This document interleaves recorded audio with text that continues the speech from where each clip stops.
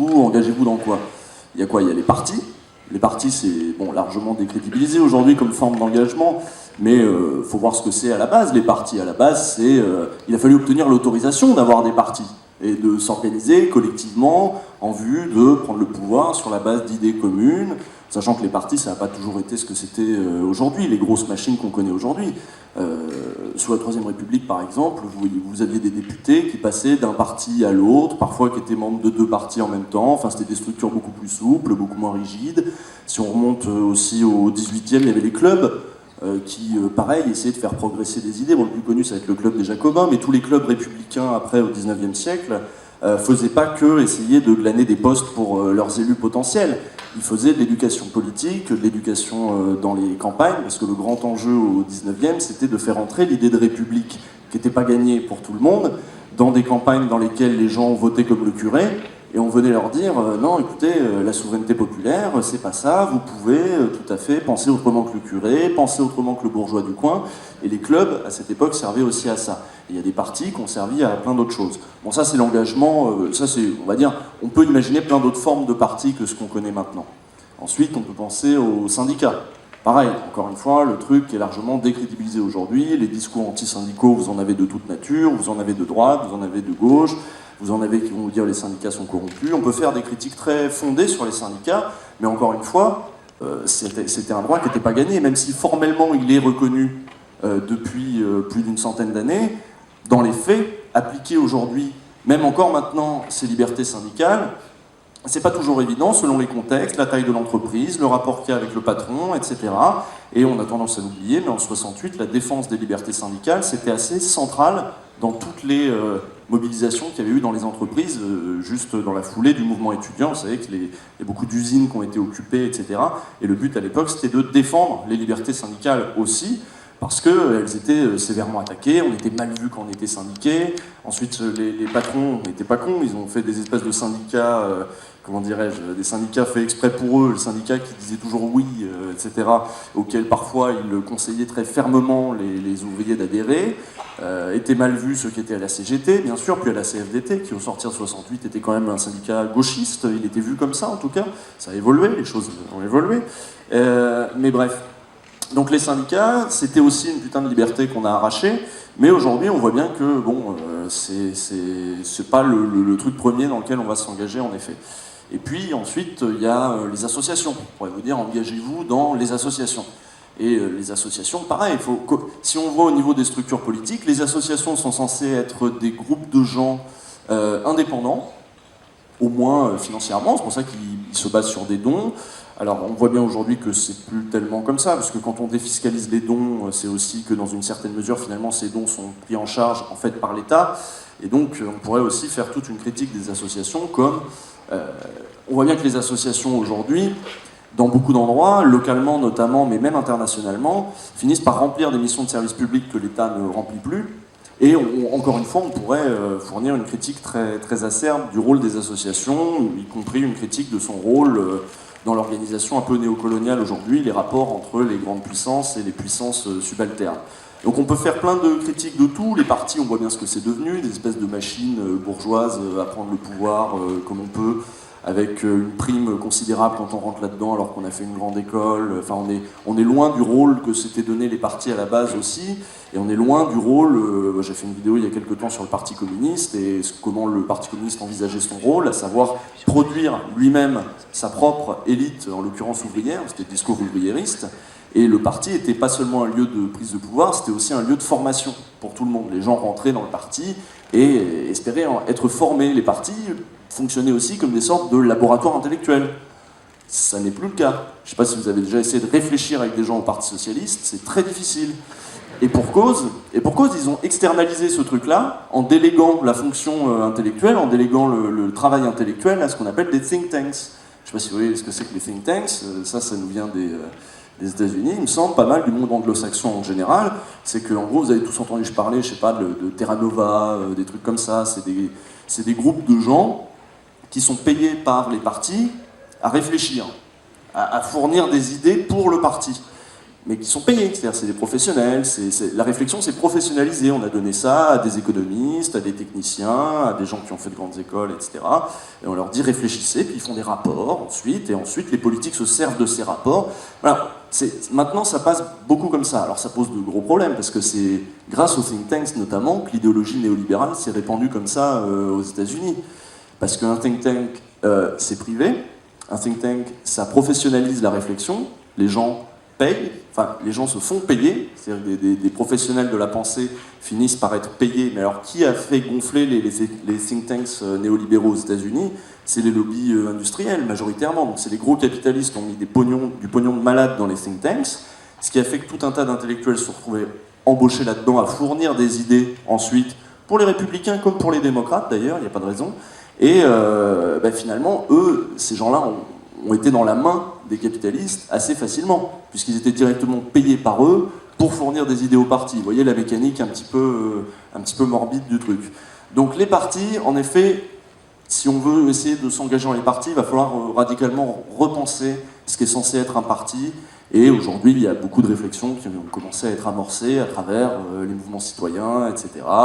Des réflexions fertiles, d'autres qui, à mon avis, sont des impasses, on verra ça. Mais c'est vrai que c'est un des chantiers des 10 ans à venir, repenser la place des partis au sein de toutes les institutions, et puis même la nature même des partis, comment on fait un parti démocratique, comment on fait un parti qui laisse la voix à ceux qui n'ont pas fait les grandes écoles, etc.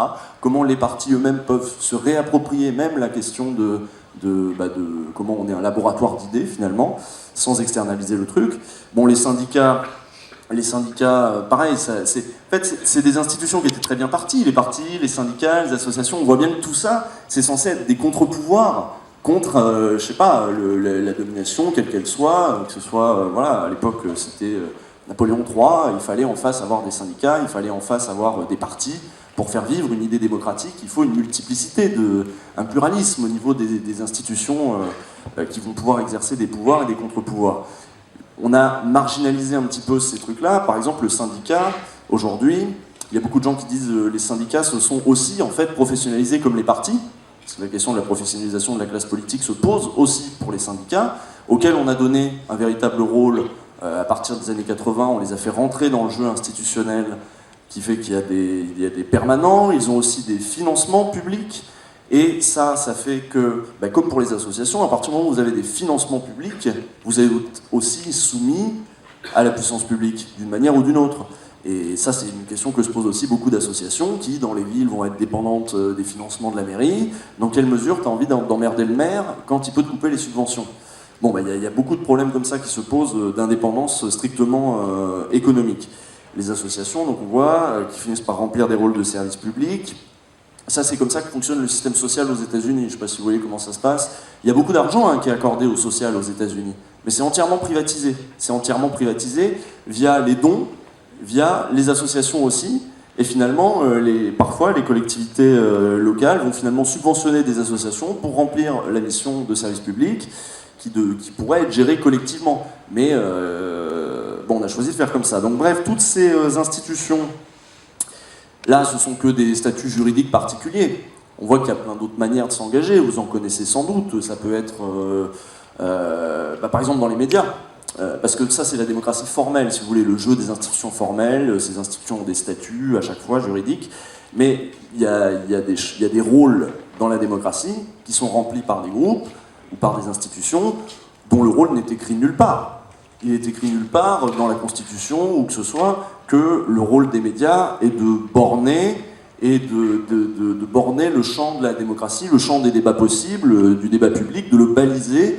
C'est écrit nulle part. Et pourtant, c'est comme ça que ça se passe. Et finalement, à ce titre, les médias remplissent un rôle considérable dans la démocratie. Vous voyez bien le grand débat sur TF1, ils ont choisi d'inviter les 5 qu'ils avaient envie d'inviter, etc. Quand on sait qu'en plus, les médias qui ont leur propre... Alors, les médias, c'est hyper vaste, mais vous voyez de quels médias je veux parler. Les médias qui ont un rôle, comme ça, ont un rôle important pour structurer le débat public et sont aussi largement privatisés, c'est-à-dire que ce n'est pas des trucs démocratiques. On a des institutions qui gèrent la démocratie et qui elles-mêmes ne sont pas gérées démocratiquement. On a beaucoup de mal aujourd'hui, on ne pourrait pas révoquer TF1 en disant vous faites de la merde. Et c'est tout le sujet du film de Pierre Carle, si vous l'avez vu, Fin de concession. qui est extraordinaire parce qu'il te montre que à la fin des années 80, il me semble, on privatise TF1, on fait un appel d'offres parce que c'était une concession publique. TF1 avant c'était la Une, c'était la grande chaîne française publique, et on l'offre au privé dans un vaste mouvement en se disant un mouvement qui est pas bête en soi, qui est de dire finalement avec le finalement avec le privé on va avoir du pluralisme et c'est mieux que d'avoir une télévision d'État et un truc d'État et que des chaînes qui appartiennent tous, voilà, c'est l'ORTF si vous voulez. Bon, c'est pas bête comme idée.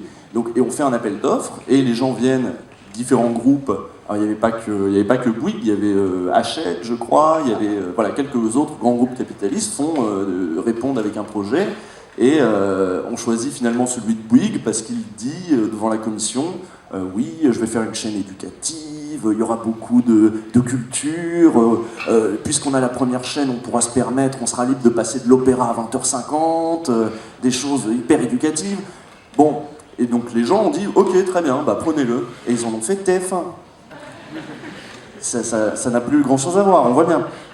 Donc, on pourrait demander, en effet, si ces chaînes remplissent, ces chaînes, ces médias, quels qu'ils soient, remplissent. Moi, je suis pour aussi qu'on pose les questions pour Google, qu'on pose les questions pour tout ce qu'on appelle maintenant les GAFA, Google, Amazon, Facebook, etc. Qu'on pose la question de pourquoi il n'y a pas de contrôle collectif sur ces trucs qui, eux, nous contrôlent collectivement. C'est étrange Donc voilà, ça, ce sont des structures, finalement, dont le rôle n'est écrit nulle part. Il est écrit nulle part que Google doit être le truc qui va structurer votre accès à l'information. Et pourtant, c'est comme ça que ça se passe. Et ils ont du coup un pouvoir politique considérable. Il est écrit nulle part qu'on a le droit de casser des trucs quand on est en colère. Et pourtant, c'est comme ça que ça se passe. Et c'est comme ça que ça va continuer à se passer, à mon avis. Même si vous n'êtes engagé dans aucune formation politique, même si vous n'êtes engagé dans aucune association, aucun syndicat, vous avez néanmoins la possibilité, même sans voter, de prendre la parole politiquement en allant dans la rue, en manifestant et en pétant des trucs. Et je redis péter des trucs parce que, en vrai, c'est à ce moment-là que ça marche. C'est à ce moment-là que le pouvoir écoute. Et ça s'est toujours passé comme ça. Vous regardez l'histoire des mouvements sociaux les plus récents, c'est à partir du moment où on pète des trucs. En 95, le mouvement contre Juppé, la Sécu, les retraites, etc. Juppé n'en a rien à foutre, il dit moi je reste droit dans mes bottes, des manifs de la CGT ils peuvent bien manifester, c'est pas la rue qui gouverne. Sauf qu'à partir du moment où des gens pètent des trucs, ils font mais on a l'air de quoi ? On a l'air de quoi, même internationalement? C'est le bordel dans la rue, ça a l'air d'être le bordel en France, ils bloquent les raffineries, il y a plus et ils pètent des trucs. Ça veut dire que ça arrive à un degré de merde, il y a une vraie contestation. Et là, ils la prennent en compte. Et je peux vous dire que même s'ils ont fait style, là, pendant la loi travail, 49.3, on passe en force, machin, il y avait Nuit debout, et de ce que j'ai entendu, de mes sources, à l'Élysée, ils se faisaient dessus. Ils se faisaient concrètement dessus en se disant merde, non seulement ils pètent des trucs, ce qui est mauvais signe, en 68 ils ont pété des trucs. Vous avez vu tout ce qu'ils ont obtenu dans ce qui a suivi. 68 c'était je vais y revenir plus tard, parce que on ne peut plus parler de mouvements sociaux sans prendre en compte 68, je pense. Et ils ont pété des trucs, et c'est à partir du moment où on pète des trucs qu'on est écouté, mais ça n'est écrit nulle part, et pourtant c'est une règle de la démocratie. Parce que la démocratie, c'est pas le strict jeu formel de ce que les bourgeois ont décidé dans les textes, de dire ça c'est la démocratie. La démocratie c'est un truc complexe, la démocratie c'est le conflit. Donc il y a des formes de conflit qui certes ne sont pas, on va dire, cautionnées par David Pujadas, mais qui néanmoins ont leur légitimité, il me semble, en tout cas. Après, vous remarquerez que ceux qui vous disent que les manifs ne servent à rien quand vous partez en manif, qui disent ouais les manifs ça sert à rien, c'est les mêmes qui vont vous dire ouais péter des trucs ça décrédibilise le mouvement. C'est des gens qui ne connaissent pas l'histoire. Les manifs ça sert, péter des trucs ça sert, et n'ayez pas peur de leur dire quoi, quand on essaie de vous rappeler à l'ordre avec soit les manifs ça sert à rien, soit les manifs c'est trop violent. Ni l'un ni l'autre, c'est assez violent, et quand c'est assez violent ça sert vraiment à quelque chose. Donc, il y en a qui ont compris toute la critique. Les bourgeois ils préféraient que vous vous engagiez dans des associations, des syndicats et des partis, puisqu'ils en ont tout à fait maintenant maîtrisé les rôles, les interactions entre les institutions, etc. On a vu que maintenant, on avait normalisé tout ça, et que le grand jeu de la domination s'accommode tout à fait de quelques syndicats, de quelques partis, y compris contestataires. On voit comment les marginaliser, c'est pas compliqué. Les partis réformistes, on voit comment les rendre dociles, etc. Donc tout ça, c'est assez cadré. Donc, à la limite, il y a presque même à l'inverse une injonction quasi citoyenne. Engagez-vous, c'est important, engagez-vous, venez au PS, venez, inscrivez-vous dans une association, faites de l'humanitaire, mais tout ça, ils adorent. Ils vous diront jamais péter des trucs. Mais tant que vous rentrez dans ces trucs-là, vous rentrez dans les institutions qui sont pour l'instant plutôt maîtrisées. C'est-à-dire vous jouez le jeu de la démocratie formelle que eux reconnaissent. Et je veux dire, ça ne veut pas dire rentrez pas dans un parti, ce que je dis, ou rentrez pas dans une association. Ça veut dire qu'il y a 1000 autres manières d'agir sur la sphère publique, la sphère politique, et pas nécessairement, en effet, celles qui viennent en tête en premier. Par exemple, la question des médias, je parlais de la question des médias un peu plus tôt, faire un média citoyen, ou même faire votre chaîne YouTube, puisque moi j'en suis là et c'est plutôt comme ça que j'ai procédé, c'est une forme d'engagement. Même si vous ne parlez pas directement de politique, vous allez prendre une place dans le champ de la discussion qui n'était pas prévue, qui ne rentre pas nécessairement dans le cadre de l'économie normale de la parole en système vertical, capitaliste ou en système de l'information un peu contrôlé. Et potentiellement, moi ce que j'ai constaté d'ailleurs, c'est qu'il y a beaucoup de gens qui rentrent à faire par exemple une chaîne YouTube, alors ça démarre à un blog, ensuite ce sera une chaîne YouTube, etc. Et qui démarrent comme ça, en parlant d'un domaine dont ils sont, qui les intéresse particulièrement, ou dont ils sont un peu spécialistes par leurs études, ou je sais pas quoi, et qui au bout d'un moment se rendent compte que ça y est, ils savent prendre la parole publiquement. Et ça, je le vois auprès de beaucoup de mes confrères et consoeurs sur YouTube. Ils n'étaient pas venus là pour ça, mais là, c'est les élections. Là, tout le monde parle politique et ils sont en train de se rendre compte que, mais comme j'ai fait moi, c'est-à-dire que leur chaîne, le savoir-faire qu'ils ont acquis, finalement, en fait, leur donne des putains d'armes pour diffuser des idées dans l'espace public. Même s'ils n'étaient pas venus là pour ça à la base. Donc, rentrer aussi là-dedans, dans ce jeu-là, c'est aussi rentrer, c'est une forme d'engagement qui, pareil, ne rentre dans aucune structure, qui pour l'instant n'a pas été maîtrisée par la domination. Alors, la domination est si forte que l'inverse de l'engagement, c'est quoi? C'est le retrait, c'est la sécession, et c'est aussi une tentation. C'est une tentation qui traverse, y compris les milieux écolos, qui traversent, au sortir de 68, ceux qui étaient les plus engagés dans le mouvement, ils ont eu trois choix. En gros, la normalisation, soit bon, je me calme, je rentre dans le moule et peut-être que je finirai journaliste au Nouvel Obs ou à Libé, soit la sécession, c'est-à-dire je vais élever des chefs dans le Larzac. C'est bien, ça emmerde pas trop les capitalistes, mais ça, fallait le tenter. Ça aurait pu emmerder les capitalistes, la sécession. On sait pas, c'était pas con de l'essayer. Et puis une troisième voie qui était celle de la lutte armée. Il y en a qui ont essayé, ils ont eu des problèmes. Et voilà, particulièrement en Allemagne, en Italie, et en France un peu moins. En France, on est un peu moins parti sur la lutte armée. Mais bon, ça a été manifestement un échec. Et beaucoup de gens qui ont fait beaucoup de prison et qui ont tué des gens. Donc bon, mollo, voilà. Je dis péter des trucs, moi je dis pas tuer des gens. Hein. Voilà, c'est ma nuance. Donc la sécession, c'est une option. Quand on ne cautionne pas le système en place, on peut se dire c'est comme ça, je me casse, on ferme la porte et on dit je voterai plus. Voilà, l'abstention, c'est une forme de sécession, c'est une forme de manière de dire je ne cautionne pas votre jeu institutionnel dont je sais qu'il est largement sous contrôle, je ne vais pas participer à vos élections à la con parce que je vois bien que entre votre truc, les sondages, les médias, les machins, je vois bien qu'à la fin ça va mal finir, de toute façon je préfère même pas cautionner ce truc-là. Donc s'ensuit évidemment une critique des partis politiques, un désaveu de tous nos responsables. Mais c'est bien, je veux dire, faut en passer par cette phase-là avant de se demander maintenant qu'est-ce qu'on fait. Et je vois que cette phase-là, mine de rien, on est tous passés par là, à un moment ou à un autre. Peu parmi nous, je pense, parmi notre génération, on se dit ce système est vertueux, on va bien arriver à le changer gentiment, peut-être que si j'adhère au PS, je pourrais le changer de l'intérieur, etc. On n'y croit pas trop. On se doute bien que ça va passer par des phases de subversion. Mais avant la phase de subversion, en effet, il y a la phase de sécession. Et dans cette phase de sécession, on a tendance à être caricaturé comme un cynique total qui ne croit plus en rien. Et c'est comme ça que, du coup, les dominants aiment dépeindre les sécessionnistes. En leur disant, mais vous, de toute façon, vous êtes blasés, vous avez pas de projet, vous vous contentez de dire tout est mal, voilà, vous sombrez dans le tous pourri. Et donc, là, on est marginalisé spectaculairement. Je veux dire, regardez tous les articles de presse qui parlent de l'abstention, c'est pas très bienveillant. La majorité, quand ils parlent de l'abstention et qu'ils décrivent les abstentéistes, les abstentionnistes, disent que en gros, c'est des débiles, quoi. C'est des débiles, soit ils n'ont pas compris, soit ils sont bêtes, soit ils croient en rien, et ils désespèrent de tout, ils sont cyniques.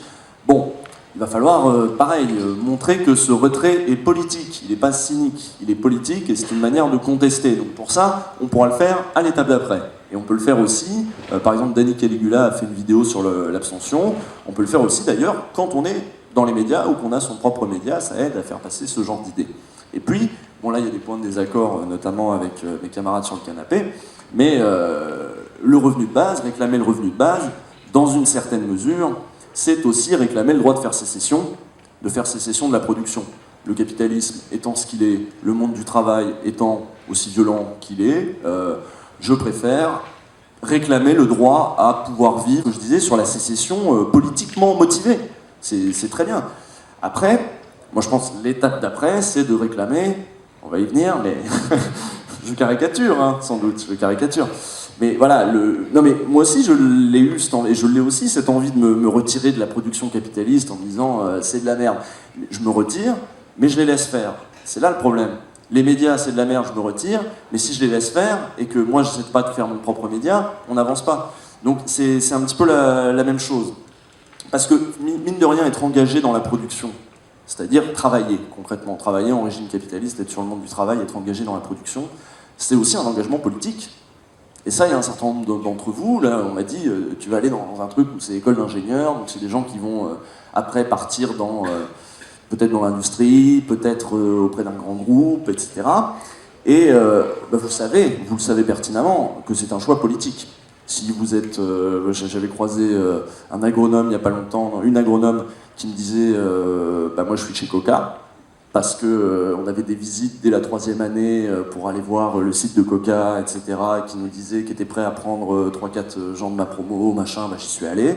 On peut se retrouver chez McDo, on peut se retrouver... Et vous voyez bien que c'est un choix politique que d'accepter ça. Même avec le couteau sous la gorge du chantage au salaire, du chantage à l'accès à l'argent, etc. C'est quand même un choix politique. Et donc, c'est une participation... Cette participation à la production, elle est orientée politiquement, et se pose pour beaucoup la question du coup de la quête de sens. Il y en a qui font le pari, qui disent je rentre là-dedans en me disant ça m'engage pas plus que ça, c'est ce que je fais pour manger, et on est tous cautionnés à se dire, on est tous conditionnés à se dire ce que je fais pour manger finalement n'engage pas ce que je pense, ce que je suis. Et ça c'est vrai pour toutes les professions, y compris celles qui sont animées des meilleures intentions. Combien je connais de profs qui sont dégoûtés par comment fonctionne l'éducation nationale, comment ils trient les élèves, comment... Oui, mais leur métier c'est de faire prof, et il y a peu d'alternatives à l'éducation nationale quand on veut faire prof. Donc ils y sont quand même.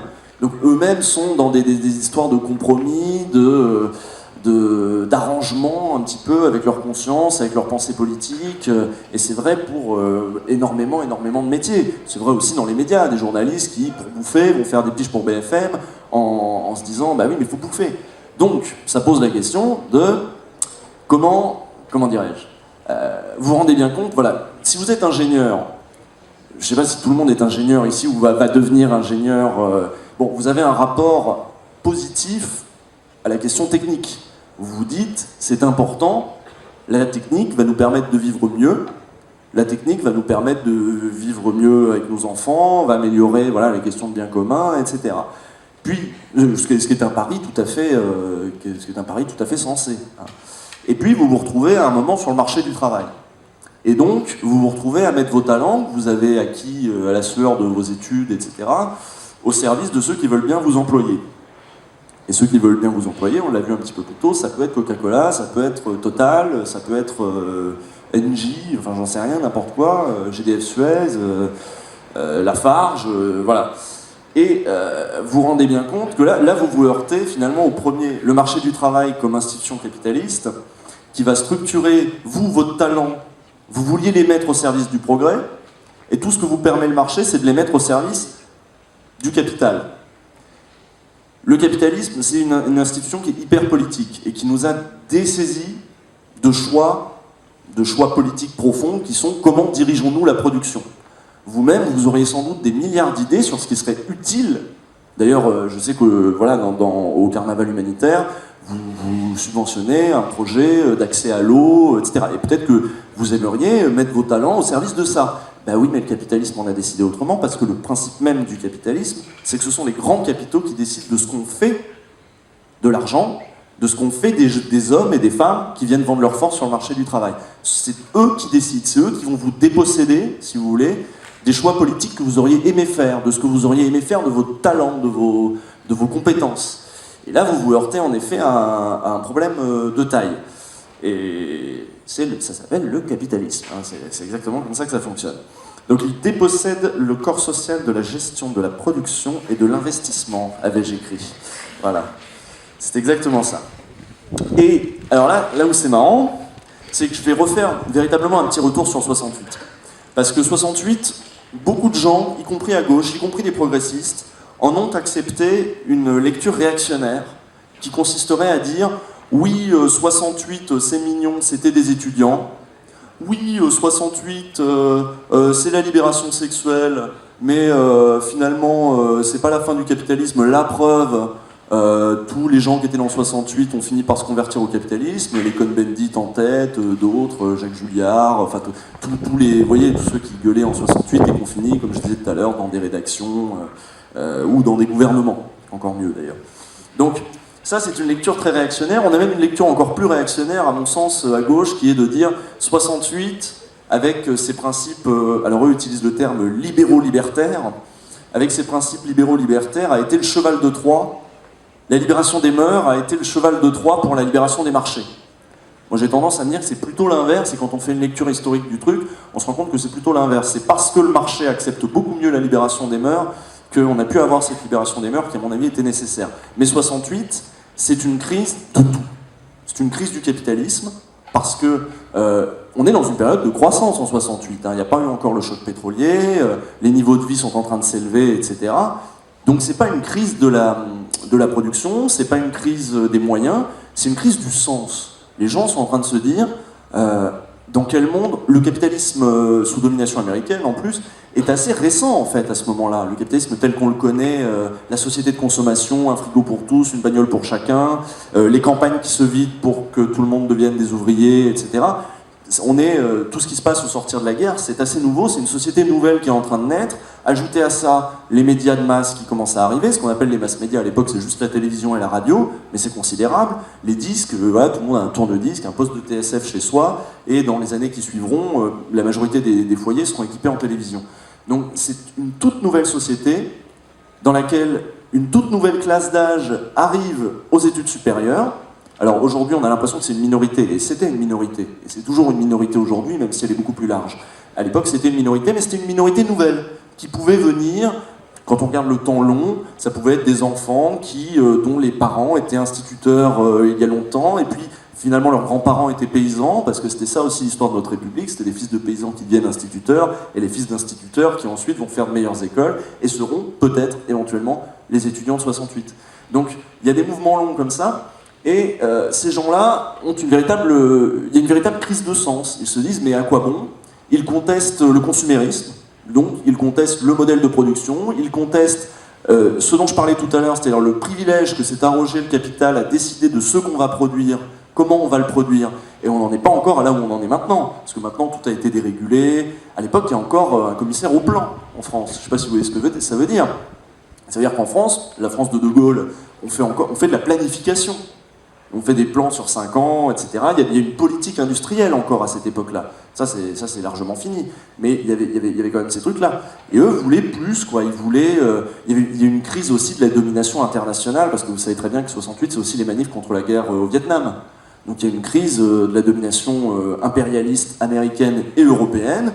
Il y a eu la guerre d'Indochine, il y a eu la guerre d'Algérie, il y a toute une génération qui s'est formée aussi intellectuellement à ces questions-là, en regardant aussi peut-être leurs parents qui étaient partis en Algérie, enfin leur père en général, qui était peut-être dans le contingent en Algérie. Donc il y a beaucoup de questions qui sont mélangées, et en fait c'est hyper politique. Et là on pourrait se dire, oui, alors ça c'est valable pour les étudiants certes, mais les ouvriers dans leur coin qui enquillaient, qui étaient dans les grèves, une dizaine de jours après, c'était parti, et c'est parti pour un mois d'usines bloquées de partout, la production arrêtée, les rues désertées, les épiceries qui sont plus approvisionnées, etc. On pourrait se dire, les ouvriers, eux, ils s'en foutaient du Vietnam, ils s'en foutaient de de la domination du capital ou de la domination des mœurs. Parce qu'évidemment, il y a toutes les figures d'autorité qui en prennent plein la gueule. Hein. Le papa, le curé, le maire, le général, le caporal. Parce qu'il y a encore des histoires de conscription à cette époque. La conscription, c'est un traumatisme aussi qu'ils n'ont pas vécu dans leur chair, les étudiants de 68, mais que les ouvriers ont peut-être vécu. Peut-être que les ouvriers étaient en Algérie aussi 10 ans plus tôt, enfin quelques années, pas 10 ans, si, à peu près 10 ans plus tôt. Et donc, contestation de toutes les formes de domination, y compris dans les entreprises, où les gens, comme je vous le disais tout à l'heure, réclament des libertés syndicales, parce que la répression syndicale était hyper forte. Donc en fait, ils réclament davantage de démocratie dans l'entreprise. Et c'est ce qu'on a appelé, donc du coup, la crise de la domination rapprochée, parce que où qu'on soit, on avait quelqu'un au-dessus de nous qui nous disait exactement quoi faire. Ça pouvait être le père, le mari, le curé, ou le petit chef d'atelier, ou le patron directement. Et tout ça, ça a bouillonné au point que ça a éclaté dans tout le pays avec des mots d'ordre finalement très différents. Mais il y avait une véritable crise profonde, une crise de sens qui s'étale tout le long des années 70. Et faut pas s'étonner si ensuite sous Giscard, vous voyez Giscard, c'est pas un gars de gauche. Hein, Giscard, c'était le Macron de l'époque, si vous voulez. C'était le gars qui c'était pas un gaulliste, mais il arrivait, il voulait faire du libéralisme, il croyait beaucoup au libéralisme, il croyait à la modernité, voilà, comme Macron, quoi. C'est quelqu'un, quand il arrive avec son seul slogan, c'est la modernité, méfiez-vous, voilà. Et donc, lui, c'était exactement ça. Et comment expliquer que sous Giscard, on obtient le droit à l'avortement. Enfin, il faut voir ce que c'est que les 5 premières années du mandat de Giscard. Quand j'ai regardé ça, j'étais sur le cul, mais il n'y a que des mesures qu'aujourd'hui on qualifierait de gauche radicale, quoi. Augmentation énorme du SMIC, en effet, droit de vote à 18 ans, oui, voilà, majorité à 18 ans, droit à l'avortement, tous ces trucs-là qui arrivent, on dirait du... Enfin, c'est plus que Hollande, quoi, ce qui se passe sous Giscard. Bon, il va y avoir une reprise en main après, parce que à la fin du mandat, les 2 dernières années, c'est Raymond Barre. Et là, ça rigole plus, là, ça serre la vis, et là, le chômage explose, et là, tout est libéralisé, etc. Mais pendant 5 ans, s'il y a ces trucs-là sous Giscard, c'est bien que la pression a été considérable en 68. Qu'il y avait des choses qui s'étaient passées, la société était en train de se transformer, elle posait de nouvelles questions, une nouvelle classe de personnes avait accès à la parole publique, posait des nouvelles questions de fond. Et il a fallu apporter des réponses à ce truc-là. Et ensuite, en 81, évidemment, on apportera ensuite quantité d'autres réponses, y compris sur des questions qui étaient fondamentales, sur la démocratie à l'intérieur de l'entreprise. Comment on essaie de faire en sorte que dans l'entreprise, le patron n'ait pas tout le pouvoir. Certes, il y a les syndicats, mais c'est là que, comme réponse, ont été trouvées, après 68, hein, mais des trucs comme les CHSCT, je ne sais pas si vous voyez ce que c'est, les CE. Les CE, c'est pas seulement pour envoyer les enfants en vacances. Hein. Les CE, à la base, c'est un truc politique. C'est un truc pour faire un contre-pouvoir à l'intérieur de l'entreprise. Et ça répond directement aux questions qui étaient posées en 68 sur comment on fait de la démocratie, y compris en régime, y compris à l'intérieur de l'entreprise. Voilà. Parce que la question du bouleversement du capitalisme était aussi au cœur de 68. Donc voilà, beaucoup de questions qui se posaient à cette époque-là, et moi j'ai l'impression qu'elles reviennent en fait ces questions, parce qu'on y a apporté des réponses, comme vous le voyez, les gouvernements y ont apporté des réponses au fil des années, je parlais de Giscard, je parlais de Mitterrand, il y a eu une réduction du temps de travail, il y a eu plein de trucs comme ça, et puis entre-temps, les réponses qu'on y a apportées, il se trouve qu'en face ils ont trouvé des contre-réponses. Le capitalisme, il s'est largement adapté aux questions qu'on a posées et aux réponses qui ont été trouvées en mai 68. Je vous rappelle que, déjà, ils ont battu l'URSS. Il n'y a plus de bloc communiste. Donc, ils ont considérablement avancé, puis ils se sont considérablement enhardis après, dans les années 90. Ensuite, maintenant, ils ont trouvé comment jouer politiquement sur les politiques publiques, grâce aux déréglementations, grâce au fait qu'on puisse acheter de la dette publique, par exemple. Ça leur fait un levier considérable pour peser sur les décisions politiques des États-nations. Ils ont trouvé aussi des superstructures pour encadrer la politique des États. Bon, vous voyez très bien lesquelles. Hein, à la crise de la domination rapprochée, qui était celle de 68, ils ont trouvé une solution, c'est la domination distanciée. On a l'impression d'être plus libre, il y a plein de choses qui ont été aménagées pour qu'en effet, dans notre vie, on soit moins dominé de manière directe, mais ils ont trouvé beaucoup de manières de créer un cadre extrêmement contraignant pour que soient toujours exclus du champ de la démocratie les questions qui les intéressent principalement. Donc voilà, le mouvement de sécession actuel, c'est très bien, c'est qu'on est en train de se rendre compte que, ils ont repris la main. Quand je dis ils, vous voyez, je parle en effet des capitalistes, je parle de leurs alliés, les réactionnaires de tout poil. Ils ont repris la main, ils ont trouvé plein de moyens de reprendre la main là où nous on était conquérants avant, et où on a obtenu plein de trucs avant. Ils ont repris la main et j'ai autre chose à dire, je ne me rappelle plus. Et va falloir que nous on reprenne la main en gros, mais c'était pas ça que je voulais dire. Attendez, je me suis perdu dans mon truc.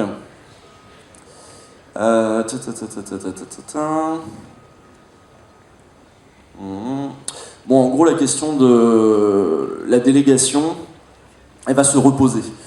Il y a des institutions avec des pouvoirs, des contre-pouvoirs, comme je vous disais au début, il y a les partis, les syndicats, etc. Et nous, on nous dit finalement toute notre vie de déléguer. On nous dit, d'ailleurs, il y a des délégués du personnel, il y a des délégués, nos élus sont des délégués, on délègue. Et au fur et à mesure, on a délégué le pouvoir politique qui normalement est le nôtre. C'est au nom de la nation souveraine en fait qu'on délègue à des gens. Enfin normalement, dans le régime de la nation souveraine, de la République, c'est le peuple qui est souverain.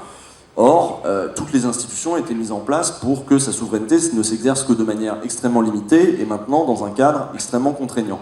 Maintenant qu'on s'en est rendu compte, il me semble que c'est ça le gros virage. On s'en est vraiment rendu compte. Il y a des mouvements de sécession de partout et on est prêt à sauter, alors peut-être pas vous ici, mais la plupart des gens sont prêts à sauter sur les premières personnes qui leur apporteront des solutions de rupture. Et c'est pour ça qu'en ce moment, les bad boys à la Trump, etc., sont en train de truster les positions électorales les plus avantageuses et les postes les plus prestigieux. Donc ça, c'est extrêmement angoissant et c'est précisément parce qu'on a désinvesti la question politique. Ils sont parvenus en fait à nous en dégoûter, à ringardiser les formes de participation. Et c'est pour ça que je tombe pas dans le truc de vous dire engagez-vous, machin, allez dans un parti, allez dans un syndicat, etc. À partir du moment où ils ont neutralisé ce jeu des institutions, c'est presque stérile. Donc, moi je serais plutôt à vous dire, essayez de trouver tous les moyens possibles de vous engager, de faire sécession si vous voulez faire sécession, mais l'étape d'après en effet c'est de faire subversion. On a sur les épaules, on a un poids considérable. Notre génération, c'est nous qui allons nous manger de plein fouet le réchauffement climatique et toutes ses conséquences, la fin des énergies fossiles. C'est nous qui allons nous manger le défi d'arriver à trouver des institutions alternatives au capitalisme, il me semble aussi. Donc, on a un poids considérable. Et là, on voit monter, alors certes, les extrémismes de droite qu'on connaît, mais je ne sais pas si vous avez vu, ce que je trouve assez marrant, c'est qu'on pourrait se dire, tiens, du coup, il y a plein de jeunes qui vont émerger sur la scène. Et ce que je trouve assez drôle, c'est que quand tu regardes en France, comme en Angleterre, comme aux États-Unis, les jeunes sont en train de se tourner vers des vieux. Bernie Sanders, Jeremy Corbyn. Chez nous, il y a une mélanchomania aussi qui est assez prononcée chez les jeunes. Les jeunes adorent. Et c'est vrai que ça pose question. Je me suis dit, mais tiens, mais pourquoi? Et c'est vrai que quand on cherche, en fait, c'est le point commun entre ces trois bonhommes, c'est que c'est des gens qui ont prôné d'autres solutions que celles qui ont fini par être appliquées dans les années 80, à gauche, d'autres solutions que, en Angleterre, le blairisme, aux États-Unis, c'était la New Left avec Bill Clinton, qui ont, c'était quand la gauche a décidé de tout privatiser. Et puis chez nous, c'était le Parti Socialiste, et c'est que des gens qui étaient minoritaires dans ces institutions, mais qui ont continué à faire vivre un héritage politique et historique, parce que mine de rien, ça sert aussi à ça, un parti, ça sert à faire vivre une culture historique et à en assurer la permanence et la transmission. Et je trouve ça du coup super intéressant de voir qu'aujourd'hui on se met à réécouter des vieux en disant mais en fait les problèmes sont les mêmes qui se posaient en 68, les problèmes sont les mêmes qui se posaient même au sortir de la guerre. Donc, en ce moment en France il y a tout un culte du Conseil national de la résistance aussi qui est assez marrant. Mais en effet il y a des questions similaires qui se posent. Et donc du coup on se tourne vers des vieux qui ont cette culture-là. Et je trouve ça pas con. Je trouve ça pas con du tout. En effet, essayer de tout réinventer from scratch, tel quel, ça me paraît un petit peu ambitieux. Et ça me paraît surtout pas très économe en moyens, parce qu'il y a des gens qui ont consacré leur vie, il y a des mouvements, des écoles de pensée et des idéologies qui ont consacré leur vie à essayer de trouver des alternatives au système de domination sous lesquels on est toujours. On peut toujours parler aujourd'hui de patriarcat, on peut toujours parler aujourd'hui de colonialisme, ou de néocolonialisme, ou d'impérialisme, ou de capitalisme. Les problèmes sont toujours les mêmes, puisque, au sortir des années 68, quand ces questions se sont posées avec le plus d'intensité, on a juste fini par mettre des pansements sur les gens en danger, parce que je vous rappelle comment ça finit quand on laisse les puissants faire n'importe quoi. Ça mène à la guerre, Ça mène au fascisme, ça mène, là en l'occurrence, à la crise écologique. Enfin, il y a une urgence qui est terrible. Donc là, on n'en est pas... Et un truc avec lequel j'étais pas d'accord, c'était quand ils ont fait Nuit debout, qui me paraissait être un très bon symptôme, un très bon signe du fait que les gens aient envie, à nouveau, d'investir l'espace public. Mais il y avait un espèce de truc un peu bourgeois, de rêve général. Et là, j'avoue, j'ai pas adhéré. Je me dis, mais pourquoi rêve? On n'est pas à rêver. On réclame pas le droit d'être utopiste ou je sais pas quoi. On réclame le droit de s'emparer des problèmes concrets qui sont urgents.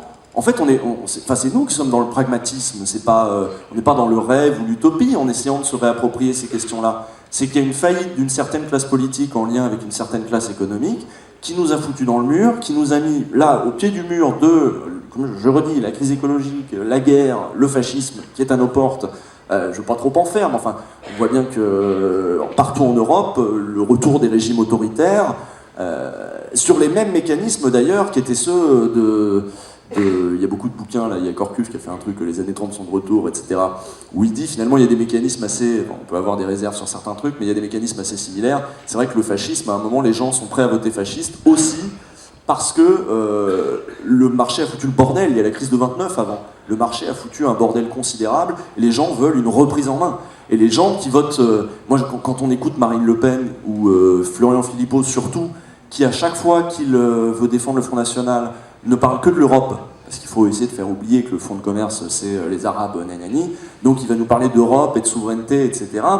Mine de rien, il essaie de taper juste parce que les gens sont prêts à donner un bulletin au Front National si le pouvoir politique arrive à montrer qu'il peut tenir tête au pouvoir économique. Ce qui n'est pas le projet de fond du Front National, hein, on le sait tous. À la limite, le Front National servirait les intérêts du capitalisme national plutôt que de servir les intérêts du capitalisme international. Mais ça ne changerait pas fondamentalement les rapports de force à l'intérieur du pays, et ça ne changerait pas la nature même de la domination. Mais bref, les gens sont prêts à se saisir de tous ces trucs-là en ayant l'impression que, par exemple, en s'attaquant à l'Europe, on va se débarrasser d'une couche de domination. Ce qui n'est pas faux en soi. Mais l'Europe, c'est pas la source de tous les maux. L'Europe, c'est une des modalités très bien trouvées des dominants pour installer un cadre, duquel après il est en effet difficile de sortir, pour installer un cadre pour le marché et pour continuer à jouer ces petits jeux. Donc la question c'est comment nous on s'en sort, et je pense qu'il va falloir arrêter de dire oui alors là on va prendre un peu de temps pour être utopiste et rêver. Non, on rêve pas là, il y a une urgence. Donc moi je vais pas vous dire engagez-vous dans les partis, engagez-vous machin, moi je vous dis faites ce que vous voulez. Faites ce que vous voulez, ça va juste nous tomber sur le coin de la gueule si on ne fait rien. Donc vous pouvez vous y prendre de la manière dont vous voulez, mais on est dans une époque qui vraiment nécessite qu'on réinvestisse la chose publique de toutes les manières possibles. Et il n'y a pas une bonne manière, il y en a plein. Mais l'époque, là, nécessite, parce que si on laisse ça à d'autres, c'est encore la logique de la délégation, et vous voyez bien à quoi ça nous a conduit. Les délégués, finalement, finissent par croire qu'on leur a donné le pouvoir, ils en font n'importe quoi, etc. Donc voilà, j'ai fini pour ma petite présentation, j'espère que c'était pas trop confus, et on peut peut-être passer à des échanges avec vous. Est-ce que le deuxième micro a été trouvé ou on reste avec celui-là? Super. Du coup, est-ce qu'il y a des personnes qui ont des questions? Enfin, il va falloir qu'il y ait des personnes qui aient des questions, des remarques. Ouais, est-ce que vous avez des choses à dire en réaction, des choses sur lesquelles vous n'êtes pas d'accord, parce que vous avez le droit de ne pas être d'accord avec lui? J'arrive.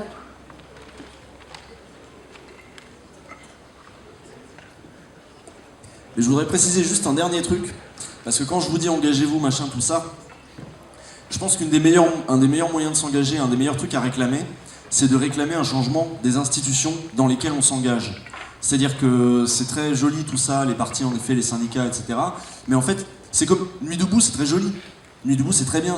Mais Nuit debout, tant que c'est qu'événementiel, tant que c'est ponctuel, tant que c'est qu'à un moment, ça stérilise aussi dans une certaine mesure l'action collective en disant parce que c'est épuisant en fait Nuit debout. Tu y vas une fois, tu y vas deux fois, tu tiens un mois, tu as peut-être un boulot à côté, tu peux pas faire ça toute la vie. Ce qu'il faut réclamer, c'est de pérenniser des institutions, des cadres, de pérenniser des cadres d'intervention qui nous permettraient de reprendre possession de la chose publique. Ça peut être dans les mairies, de réclamer d'avoir des salles, de réclamer davantage de participation. Et on revient en fait encore une fois à la question de 68, qui était une grosse question des gens qui réclament à participer à la délibération et à l'action collective.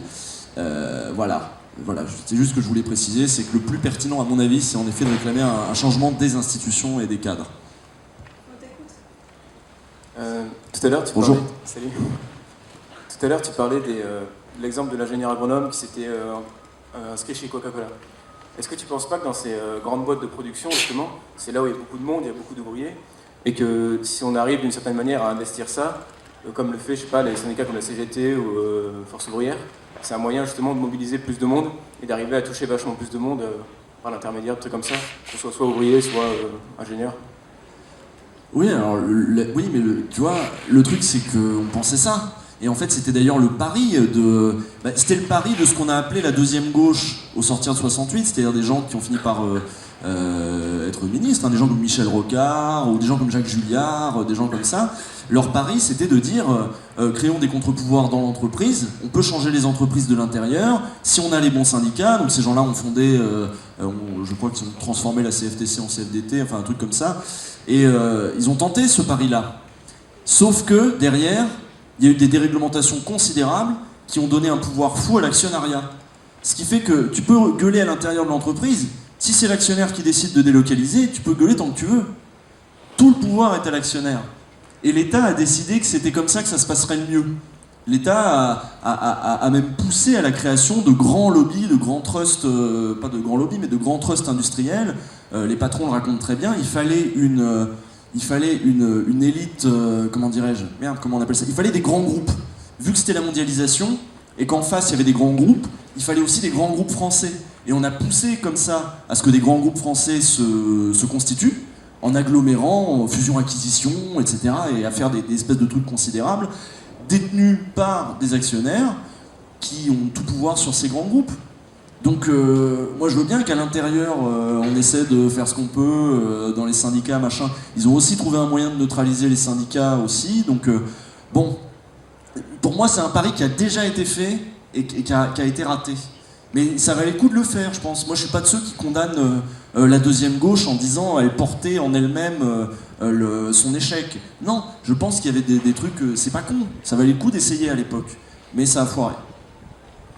Et en plus de ça, en gros, à partir du moment où tu es à l'intérieur, forcément, c'est la personne qui te fait vivre Coca-Cola. Si tu es dans l'entreprise, donc même si tu veux lutter contre elle, finalement, c'est un peu le serpent qui se mord dans la queue. C'est un peu absurde. Et puis, il y a ce côté d'urgence aujourd'hui qui est vraiment prégnant. Et c'est un travailler de l'intérieur qui est beaucoup trop long. Et si aujourd'hui on veut être efficace de façon radicale et rapide, rentrer à l'intérieur pour essayer de ronger, on va dire, c'est pas assez efficace en termes de radicalité. Voilà. D'une certaine manière, c'est eux qui ont les gros moyens de production aujourd'hui, donc c'est avec ça qu'on peut avoir de gros moyens d'action. Du coup, s'il y a une manière ou d'une autre de récupérer... Ah bah oui, ça s'appelle la réquisition. Dans les cas de délocalisation, s'il y avait moyen de récupérer justement ces entreprises qui restent sur place par un groupe d'ouvriers, de justement d'arriver à garder ces moyens de production et de les faire tourner, c'est là qu'on aurait beaucoup de poids quand même. Bah, aujourd'hui, la proposition propre, c'est le droit de préemption, on appelle ça, c'est-à-dire il y a des gens qui réclament que les ouvriers de l'usine, en cas de délocalisation ou en cas de faillite, soient les premiers à avoir le droit de racheter collectivement l'usine. Je trouve ça assez sensé en soi. Moi, j'irais jusqu'à dire que dans un certain nombre de cas, la réquisition, c'est légitime. Je parlais tout à l'heure de toutes ces institutions-là, je parlais des GAFA, et quand on voit en effet le rôle considérable qu'ils ont dans la vie publique, moi ça me paraît très logique de les soumettre à un contrôle public. Ça me paraît très logique qu'il y ait des services publics de l'Internet, qu'il y ait des services publics des télécommunications. Parce que le petit jeu, la Bouygues SFR Free, mes couilles, là, ça suffit, quoi.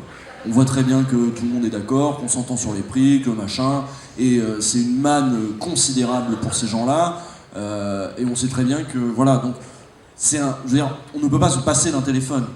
Donc, ça devrait être un service public. Donc, la question de la réquisition, elle se pose, ou de la nationalisation. La réquisition, c'est quand tu nationalises sans donner d'argent. La nationalisation, tu donnes de l'argent. Bon, mais tu leur dis, ça, c'est plus un marché, quoi. Alors, le faire pour Coca-Cola, c'est plus difficile parce que c'est pas un service public, si tu veux, l'accès au soda. L'accès à l'eau, par contre, peut-être davantage, oui, en effet. Mais il y a des moyens, hein. La réquisition, on l'a fait déjà. Hein. On l'a fait sur plein de trucs, hein. La nationalisation aussi, c'est pas un gros mot, quoi. Oui, bonjour. Moi j'ai une question justement pour rebondir un peu là-dessus. Tu parlais de contrôle politique, notamment sur les GAFA, etc. Et est-ce qu'il n'y aurait pas un risque de perdre un peu ses libertés? Par exemple, aujourd'hui, YouTube, la plateforme sur laquelle t'es, c'est quand même un espace énorme de liberté publique, d'expression. Est-ce qu'on risque pas de perdre par la censure ou par le fait qu'il faudrait payer pour accéder à ça, etc. En fait, Bah, et si c'était si mauvais actuellement déjà, pourquoi est-ce que tu y es dessus et que tu passes pas sur d'autres plateformes, par exemple? Alors, bah oui, non, mais alors il y a plusieurs questions dans la question. Déjà, je fais remarquer que mes vidéos elles se font niquer la gueule sur YouTube, elles se font striker parce que YouTube a choisi d'être au service des ayants droit qui veulent faire valoir leurs droits d'auteur, leurs droits patrimoniaux là, d'exploitation de leurs trucs, qui encadrent très très sévèrement l'exploitation même d'extraits vidéo en dehors de tout recours légal ou juridique. Le plus simple qu'ils ont trouvé, c'est de directement demander à YouTube d'être à leur service et de virer toutes les vidéos qui leur plaisent pas. Donc déjà, niveau contrôle démocratique, c'est pas tip top. Ensuite, Facebook, moi par exemple, c'est vrai que j'y fous plus trop les pieds, mais Facebook ça pose un vrai problème. C'est tellement central dans la vie de tellement de gens et on est tellement vulnérable en fait sur Facebook. On a tellement donné d'informations, etc. Et on les a données à qui? Enfin, il faudra combien d'Edward Snowden pour comprendre que c'est dangereux? Et que il faut en effet exercer un contrôle sur ce truc-là. Un contrôle. Aujourd'hui commence à naître aussi la question des données personnelles. Est-ce qu'il ne serait pas bien de socialiser les données personnelles? De les mettre sous contrôle collectif dans un coin et en disant la collecte de données personnelles ne peut plus être un truc privé hors de tout contrôle. Il y a plein de nouvelles questions qui se posent avec Internet. Mais on en revient à mon avis toujours à la question du contrôle collectif. Et certes, le pluralisme, c'est sympa, mais quand il y a des services qui ont rempli tellement d'espace qu'on les retrouve du matin au soir, on est confronté à eux, ils vont structurer la prise de parole publique, ils vont structurer notre vie sociale, je pense qu'on ne peut pas les laisser hors de tout contrôle, quoi. Parce qu'en plus, après, ils se sentent plus pissés. Je ne sais pas si vous avez vu le patron de Facebook, Zuckerberg, qui veut maintenant fonder sa propre ville. Dans pas longtemps, ils vont vouloir fonder leur propre État. Ils ont déjà leurs propres armées, dans un certain nombre de cas. Enfin, mollo quoi les gars, retirons-leur le droit de devenir aussi puissants, il me semble.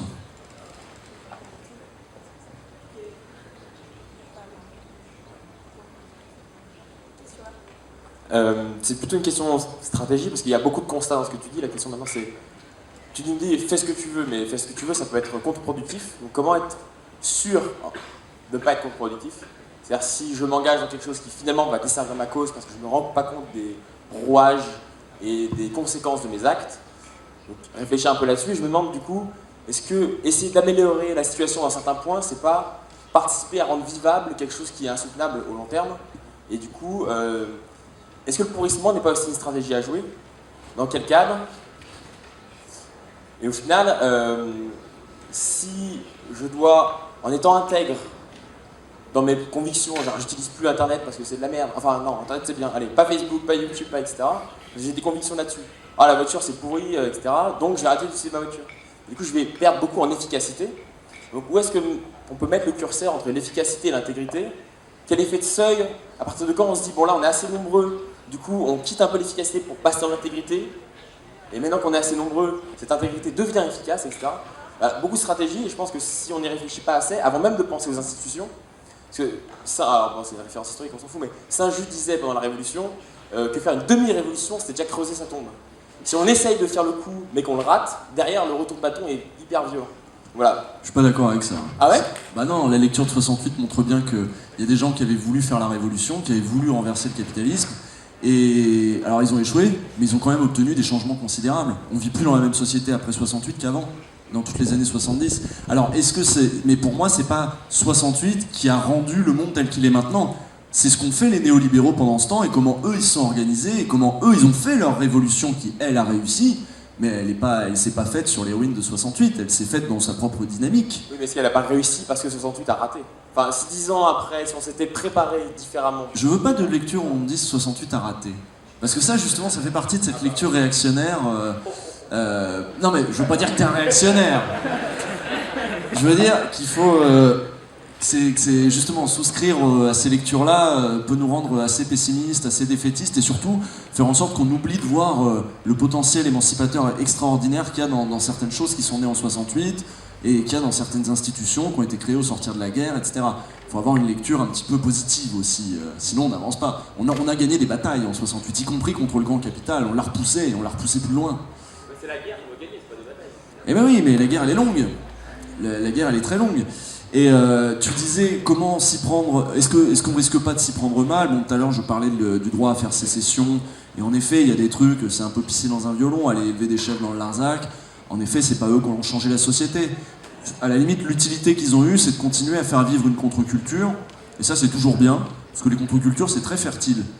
Ça permet de développer des thèses, parfois même juste des esthétiques, ou parce que la politique c'est pas seulement les grandes idées, les auteurs, les intellectuels, c'est aussi parfois juste des manières de vivre, ou des manières de créer, qui peuvent rester subversives. Donc ça continue à faire vivre des trucs, certes, ça n'a pas renversé l'ordre dominant, certes. Après je vous ai donné des trucs qui en général font un peu réfléchir l'ordre dominant. Péter des trucs, franchement ça marche bien. Ça marche bien, d'autant plus qu'on est dans une société qui est quand même largement pacifiée. Il est peu probable qu'on nous tire dessus si on pète un abribus. C'était le cas avant, hein. C'était le cas avant. La répression avant, c'était on tue les leaders syndicaux, on les met en prison, voilà. Aujourd'hui, il y a toujours un peu des mecs qui vont se faire choper et faire de la prison, hein. Ça c'est vrai. Mais on tue moins vite. On tue beaucoup moins. Et mai 68, d'ailleurs, c'est 3 morts. C'est rien. C'était déjà où on était plus dans le simulacre d'insurrection que dans la vraie insurrection. Certes, on retournait les bagnoles et c'était le bordel partout, mais on n'a pas tué des flics dans la rue. Enfin, si, un à Marseille, je crois, mais c'était un seul. Et il y a eu un manifestant tué aussi. Enfin bon, mais c'était pas grand-chose. Pendant le mouvement la loi travail, il y a eu des éborgnés, il y a eu des blessés, mais il n'y a pas eu de mort. Et je pense que c'est raisonnable de penser qu'on peut bousculer la société aussi sans les appels aux armes un peu virilistes, hein, parce qu'il y a beaucoup de ça aussi, parfois dans les milieux anarchistes, etc., d'un virilisme révolutionnaire qui voudrait que si on fait la révolution, il faut la faire franchement, il faut sortir les fusils, il faut sortir les grenades.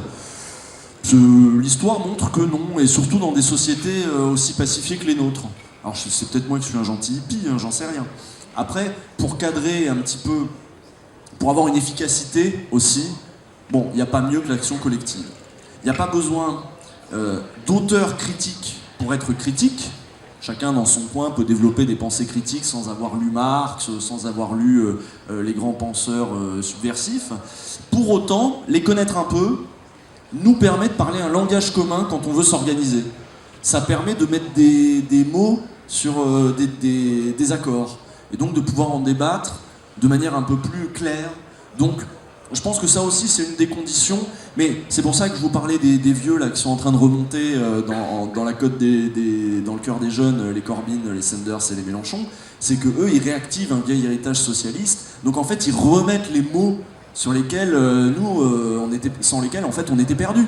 Puisque si on n'a pas les mots de la révolution, en fait on a les mots de la domination. Et on essaie de penser avec les mots de la domination et c'est super difficile. Parce qu'ils sont précisément pensés comme autant de pièges pour nous empêcher de penser le progrès. Donc en effet, se réapproprier les auteurs, c'est pas mal. Pour parler collectivement, penser collectivement et au final agir collectivement. Et c'est vrai que le collectif, c'est l'angle le plus important. Certes, on peut tous faire comme on veut dans notre coin, l'essentiel c'est de continuer à parler entre nous. Et c'est pour ça que je suis là aujourd'hui, et c'est pour ça qu'en général je vais là où on m'appelle, et c'est pour ça que vous êtes là aussi, c'est que c'est intéressant quoi, de se rencontrer, même quand on a des points de vue un petit peu divergents, au moins on en parle, et on essaie de trouver des cadres, quels peuvent être les cadres pour ensuite nous changer les choses, et peut-être péter des trucs, éventuellement. Je sais pas que ça ait l'air d'une obsession, mais... Salut. Alors du coup moi je voulais revenir sur les GAFA qui ont été abordés très rapidement là. C'est pas les premiers d'Amazon ou de Apple à éviter toute forme de taxe. Quels sont les moyens aujourd'hui qui pourraient être mis en place pour proposer une solution à ces nouvelles puissances qui arrivent et qui semblent a priori à l'abri de n'importe quelle mesure de réquisition ou en tout cas de contrôle? Faut dire ça aux Vénézuéliens qu'on dit aux géants pétroliers cassez-vous, c'est à nous. Il faut dire ça à tous ceux qui ont tenté de faire de l'expropriation à des moments et ça réussit parfois. Et quand on chasse le privé, ça fait un bien collectif et on peut se le partager. Mais oui, en gros, le problème, comme tu l'as dit, c'est pas la première fois qu'il se pose. Autant le pétrole, quand on vire les groupes pétroliers, il reste sur place. Autant Google, si on en bloque l'accès, on n'a tout simplement pas accès à son service. Alors, il y a des initiatives. En France, on va avoir Framasoft qui développe un tas d'alternatives. On voit aussi les limites en termes d'acquisition. Il n'y a pas tellement d'utilisateurs qui débarquent encore. Est-ce que c'est ça la piste que tu vois, toi? Enfin, je me disais que tu étais du coup un peu au milieu, à la fois sur le plan militant et de par l'écosystème dans lequel tu t'es investi. Est-ce que tu vois d'autres choses que ces alternatives développées localement? Ben non, j'attends qu'elles se développent assez pour pouvoir être réinvesties après massivement par nous, quoi. J'attends que ce soit assez fiable. Il y a déjà des trucs dont je me sers qui sont en libre, mais en effet, une plateforme libre de vidéo, pour l'instant, elles sont pas terribles, quoi. Il va falloir attendre qu'elles soient bien. Et j'adorerais pouvoir switcher dessus, ça serait super. Oui, ce qu'il y a, c'est qu'évidemment, le libre est à la bourre par rapport à eux qui investissent des millions et des millions et des millions. On sera toujours un peu à la bourre. Donc il va falloir aussi leur mettre des stops. Et puis Google, il peut bien faire le malin. Si on met des gros stops, on met des gros stops, quoi. Mais en effet, c'est pas évident. Mais ça va être une des questions, moi j'ai pas de réponse, hein, mais ça va être une des questions des 10-20 prochaines années aussi, hein, c'est évident. Moi je pose des questions, j'ai peu de réponses. Je pose des questions et je dis, finalement ce sont de vieux problèmes, n'hésitons pas à chercher dans les vieilles solutions. Salut. Du coup, moi je pars sur un autre domaine. Tu parlais tout à l'heure des associations à qui on délègue des pouvoirs publics en fait, comme la Croix-Rouge ou d'autres associations. C'est quoi la critique que tu en ferais de ça? Parce que tu disais qu'on pouvait critiquer le fait que l'État subventionne lourdement ces assos. C'est-à-dire que, comme je disais déjà, ça pose la question de qui me donne l'argent, qui va limiter finalement ce que je peux faire. Parce qu'on voit bien, par exemple, le Front National arrive dans une ville, il coupe les subventions, et du coup c'est lui qui décide qu'il n'y a plus rien pour le secours populaire, et qu'à la place, il va foutre du pognon dans une association de bigots locaux, voilà. Donc, mais bon, ce qu'il y a, c'est que ça permet aussi à l'État de se dessaisir d'un certain nombre de choses et de dire ça, je ne m'en occupe pas. C'est pour ça que je parlais du système américain. C'est parce qu'il y a ce réseau d'associations, et ce réseau d'associations qui repose sur quoi? Sur la générosité de grands donateurs. C'est parce qu'il y a ce réseau d'associations qu'il se permet de dire moi je fais pas de social, le réseau associatif est là. En France, c'est pas comme ça que ça se passe, enfin c'est pas comme ça qu'il faudrait que ça se passe. Parce que déjà, ça permet de déconnecter la question des donateurs et donc de la question de l'action qu'ils vont mener. En France, on procède autrement, on a l'impôt et le service public, et le même pour tous, et décidé collectivement, débattu. On voit bien que c'est pas du tout la même chose que un grand millionnaire qui va mettre plein de pognon dans ce truc-là en disant eux ils gèrent très bien cette question-là, je leur donne et ils vont faire ça. Et d'ailleurs s'ils commencent à faire un truc qui m'emmerde, je vais arrêter de leur donner du pognon. Ça pose du problème à plein d'assos, ça. Ça pose du problème à Amnesty par exemple. Amnesty, vous connaissez les combats d'Amnesty International, c'est très large, c'est très vaste. Et il y a des gens qui sont prêts à donner pour Amnesty en se disant je vais donner pour les prisonniers politiques à Cuba, mettons. Et puis derrière ça, ils se rendent compte que Amnesty, il aide aussi les droits des personnes trans. Et là, ils font ah non. Donc, hop, plus de dons. Donc, et c'est pas une question. Et eux vont avoir un poids énorme en fait sur les budgets d'Amnesty parce qu'ils ont, en gros, le réseau d'associations continue à donner un poids fou au capital, là où le service public lui collectivise le truc. Ce qui est pas la même chose et peut être du coup débattu publiquement, etc. C'est ça le souci, moi, que j'ai avec le fait que les associations s'occupent des missions de service public. Mais du coup, on a le même problème avec les impôts. On a le même problème avec les impôts où on donne pour les impôts, et au final, on ne sait pas trop où va l'argent. Et pour les assos, est-ce que tu penses que... Si, on sait où va l'argent. On sait où il va, mais pas forcément là où on voudrait qu'il aille. Et pareil pour les assos... À ce moment-là, il faut voter autrement. Mais tu vois, tu peux pas voter pour l'asso, quoi. Tu peux y adhérer ou... Oui. Mais après, est-ce que la souplesse des assos, par exemple, elle peut être remplacée par l'État? Parce qu'on voit les structures étatiques, elles sont lourdes, elles sont pas souples du tout, elles sont rigides. Alors qu'une asso, elle peut, d'une année à l'autre, elle peut changer. Est-ce que tu crois qu'il n'y a pas des assos qui sont lourdes et rigides? Si, mais par exemple, dans le cas de la Croix-Rouge française à Lyon, quand ils s'occupent des réfugiés syriens, par exemple, ils ont pu s'adapter très rapidement. Est-ce que tu penses que l'État aurait pu s'adapter aussi rapidement? Mais pourquoi pas, il y a même des mairies qui se sont adaptées très rapidement, qui ont monté des trucs, etc. Non, ce qu'il y a, c'est que là c'est souscrire aussi à toute cette propagande aussi néolibérale de l'État c'est lourd, l'État c'est toujours, la bureaucratie, etc. Je te conseille David Graeber, du coup, qui a fait un bouquin sur bureaucratie et qui montre que le capitalisme c'est tout aussi lourd. Hein. Il y a tout autant de bureaucratie, ça a beau aller très vite, mine de rien, c'est aussi un millefeuille administratif, comme on dit aujourd'hui. C'est aussi des couches et des couches et des couches de contraintes bureaucratiques qui font que ça n'avance pas toujours aussi vite, etc.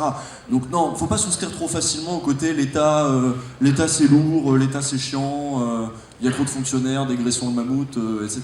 Tu vois, la pente elle est glissante, hein. On y arrive super vite. Et non, après, par contre, ça pose une question qui est intéressante et qui, encore une fois, a été largement posée en 68, c'est la question de la décentralisation. En effet, on est plus souple quand le service public est organisé localement. On est au plus près des besoins locaux. On peut réagir à ce qui se passe dans la région, dans le quartier, dans la communauté de communes, dans la ville, si c'est géré à cet échelon-là. Oui. Et c'est vrai qu'en France, du coup, tout le discours sur l'État est lourd, etc., vient aussi beaucoup du fait qu'on a construit notre État et nos services publics sur le modèle jacobin. Et c'est vrai qu'on peut réfléchir à comment on articule le modèle jacobin avec un modèle plus proche de... Mais voilà, je préfère repenser les services publics que déléguer des missions de service public à des associations. Par contre, je sais aussi que les associations remplissent parfois des missions qui ne sont pas du tout des missions de service public et qui sont très utiles. Tu vois ? Il y a des trucs pour lesquels je pense pas qu'il y ait besoin d'un État, que l'État mette son nez là-dedans, mais c'est très bien que les assos soient là pour faire ça. Donc j'ai rien contre les assos. Hein. Salut, je suis là. Ouais. Salut. Du coup, ma question va peut-être venir un peu en doublon de ce qui vient de se dire. Mais en fait, je voulais revenir aussi sur ce que tu as dit dans ta présentation à propos du rôle de l'État. Et parce que ce qui n'était pas très clair pour moi, en fait, c'est que par exemple, on va venir critiquer les subventions aux associations, dans le sens où effectivement, ça donne un pouvoir de contrôle à l'État. Mais de la même façon, les privatisations, on a vu ce que ça a donné, et on a vu aussi le poids que ça fait peser en fait sur tout le système productif et comment ça dépossède en fait les citoyens. Alors j'ai l'impression, enfin pour moi en tout cas, j'ai l'impression qu'il faudrait se positionner un petit peu sur le rôle qu'on veut donner à l'État, ce qu'on accepte de l'État et ce qu'on aimerait vouloir en faire. Est-ce qu'on est dans une contestation totale qui est plus d'État, non, ça ne fonctionne pas, c'est bien trop lourd, ou alors c'est beaucoup trop appropriable par le pouvoir, ou est-ce que en fait c'est ça qu'on veut sauver, est-ce que ça nous plaît, enfin voilà, j'aurais juste voulu revenir sur ça. Vaste question, mais question centrale en effet. C'est vrai que résumer cette question-là, plus d'État ou moins d'État, c'est déjà l'orienter. Moi je préfère poser la question, quel État ? Comment ? Et c'est pour ça que je parlais de décentralisation aussi tout à l'heure.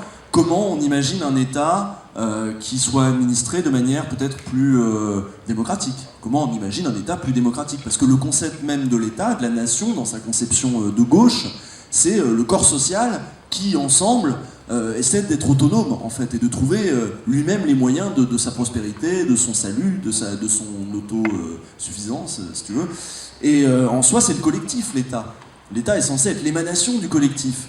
Et on voit bien que c'est beaucoup moins le cas aujourd'hui, que l'État est une machine que la bourgeoisie s'est largement accaparée, et dont elle a fait ce qu'elle a bien voulu faire, et que nous, parfois, on est nous-mêmes à se dire, putain, l'État nous empêche aussi de faire un certain nombre de choses.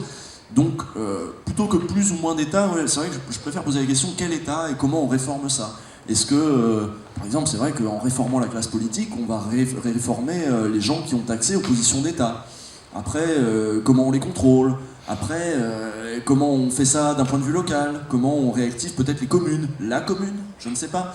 Voilà, on peut imaginer plein de choses. Mais c'est une question centrale, ouais. Comment on refait un pacte pour être tous ensemble et sur quel principe on se met d'accord pour dire tous ensemble on va assumer au moins 7 missions et on les assume collectivement avec de la délibération publique et tout. Alors ça fait plus de démocratie et c'est vrai que c'est pénible parce que la démocratie ça prend du temps et ça coûte de l'argent.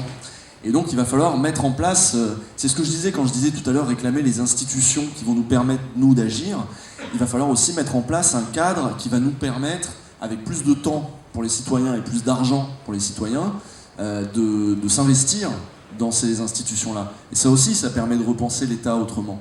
Enfin voilà, je sais pas si je mélange pas tout, mais je sais pas si je suis clair, mais je sais jamais si je suis clair de toute façon. Ouais, moi, c'était pour revenir un peu sur la discussion avec le monsieur qui était là tout à l'heure, que j'aimais bien sur les demi-révolutions, où tu as dit que le bilan de 68, tu trouvais très positif et que ça n'avait pas du tout mis un peu le terreau pour le néolibéralisme rampant des années d'après. Et moi, j'ai vraiment l'impression que dans la tactique capitaliste, on va dire, il y a cette idée de lâcher des miettes de temps en temps pour relâcher la pression.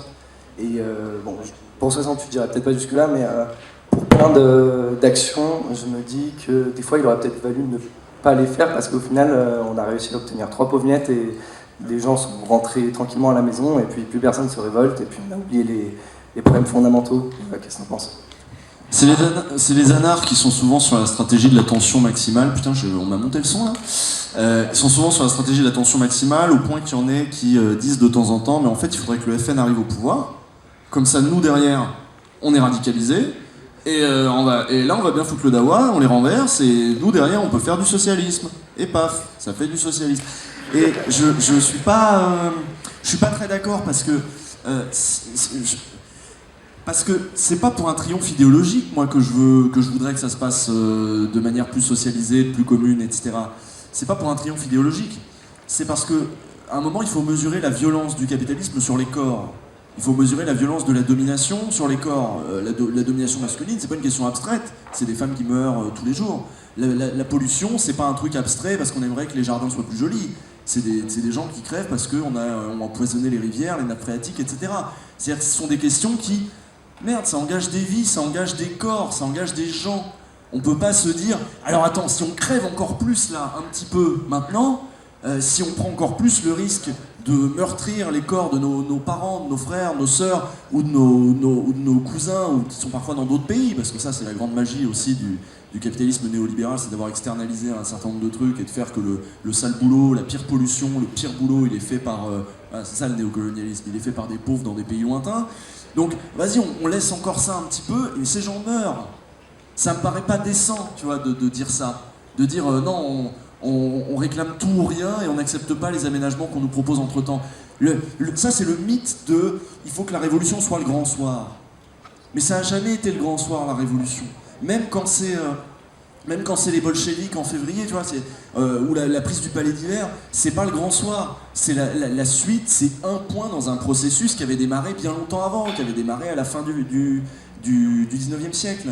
Et mai 68, c'est pas mai 68 le grand soir, c'est tout ce qui s'est passé pendant les années 60 et qui va se continuer dans les années 70. Donc il faut pas avoir le fantasme de l'événement qu'on retrouve dans une certaine littérature d'extrême gauche de manière assez régulière, qui fait qu'il faudrait le gros événement et donc il faudrait la situation de crise absolue pour qu'on en arrive au gros événement. Je suis pas d'accord, parce que en effet la crise absolue déjà elle est violente, elle va être violente pour nous, il y a des gens qui vont mourir, j'ai pas envie, et j'ai envie qu'on poursuive le processus et qu'on soit toujours à obtenir des trucs. Le grand problème de ces 30 dernières années, c'est pas qu'on nous a lâché des miettes, c'est qu'on nous les a reprises. Donc déjà, on va se remettre à demander, non pas des miettes, mais on demande beaucoup. Quand ils nous lâchent des miettes, c'est qu'on a demandé beaucoup. Hein. Donc on demande beaucoup et on obtiendra peut-être un peu, mais il va falloir demander beaucoup tout le temps et se former collectivement à demander de plus en plus et reprendre l'offensive.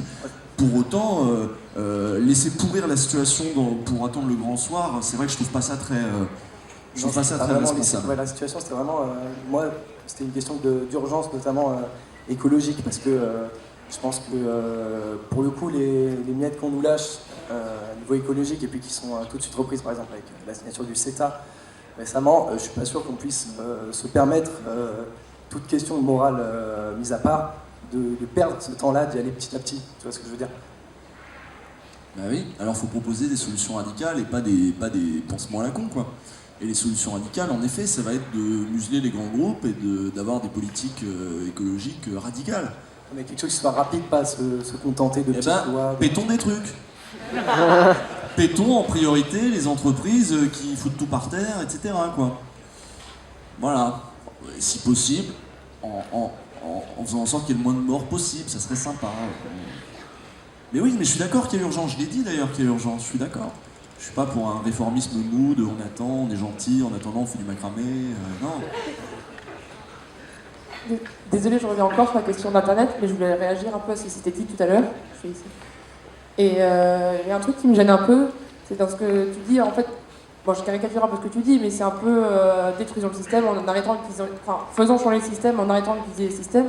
Et là, tu nous dis que tu passes pas sur des plateformes libres, mais tu restes sur YouTube parce que ça marche bien. Donc, dans ma tête, ça fait un peu un effet de faites ce que je dis parce que je fais, quoi. T'attends un peu que les autres fassent le mauvais boulot et migrent un peu sur une autre plateforme, et après, quand ça sera prêt, tu pourras y aller, quoi. Chacun fait ses propres aménagements avec sa conscience. Moi, pour l'instant, non, mais c'est vrai, et c'est vrai dans nos vies de tous les jours, tu vois. Tu peux pas aller voir quelqu'un et dire tiens, t'es écolo, mais regarde tes baskets, regarde ton pull, regarde ton machin.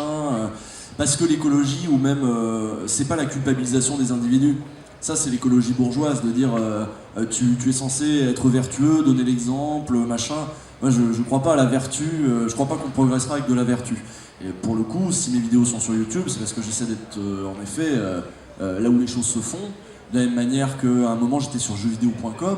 Tu vois, c'était pas un grand lieu de la contestation.